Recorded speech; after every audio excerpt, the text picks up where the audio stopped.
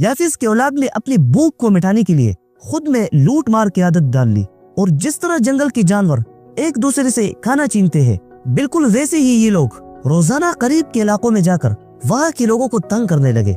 और जब उनकी जुल्म और लूट मार अपनी पीक तक पहुँच गई तो उस वक्त ईरान में एक नेक बादशाह तख्त पर बैठ गए। ज़ुल्करनैन का किस्सा कुरान ने भी जिक्र किया है कि जब उसने नॉर्थ की तरफ अपना तीसरा सफर किया और नॉर्थ की बिल्कुल एक्सट्रीम तक पहुंचा तो उनकी मुलाकात एक ऐसी कौम से हुई जो उनसे हर चीज में बिल्कुल डिफरेंट थे, इवन उनकी जुबान भी चेंज थी। तो उस कौम ने एक ट्रांसलेटर के जरिए ज़ुल्करनैन को बताया कि यहाँ इन पहाड़ों के दरमियान एक कौम रहती है जो यहाँ हमारे पास आकर लूट मार करते हैं और यहाँ के लोगों को भी कत्ल करते रहते हैं। हम आपके लिए पैसा चंदा जमा करेंगे और आप हमारे और उनके दरमियान एक बैरियर, एक दीवार बना दो। ज़ुल्करनैन ने उनसे कहा कि पैसे तो अल्लाह की दिए हुए बहुत है, बस हमें आपसे सिर्फ इतनी मदद चाहिए कि इस दीवार को बनाने में हमारा साथ दो।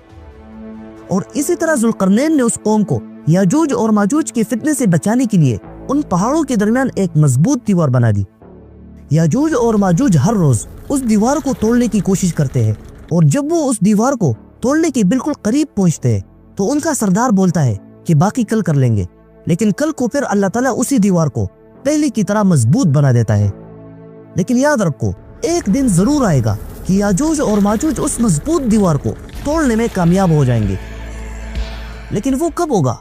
इस टेक्नोलॉजी और सैटेलाइट के दौर में दुनिया में ऐसी कोई भी जगह मौजूद नहीं है जहां ज़ुल्करनैन की वही लोहे से बनी हुई दीवार मौजूद हो।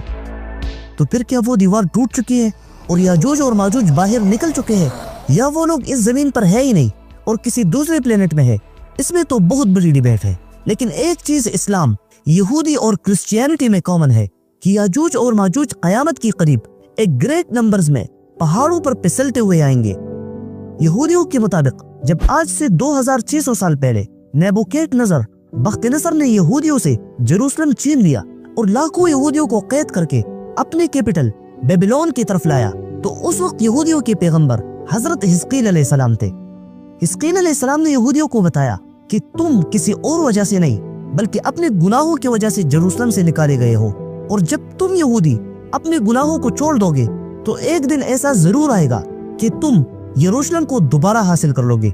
और जब तुम यरूशलेम को हासिल कर लोगे और वहां अच्छी तरह सेटल हो जाओगे तो फिर तुम पर माजूज के इलाके से एक कौम हमला करेगा और उस कौम का नाम होगा जूज। और यही कौम दुनिया में ऐसी तबाही मचाएंगे कि उनसे लड़ने की किसी में ताकत ही नहीं होगी, और फिर आखिर तुम्हारा मसाया दज्जाल उन्हें कत्ल करेगा। लेकिन इस्लाम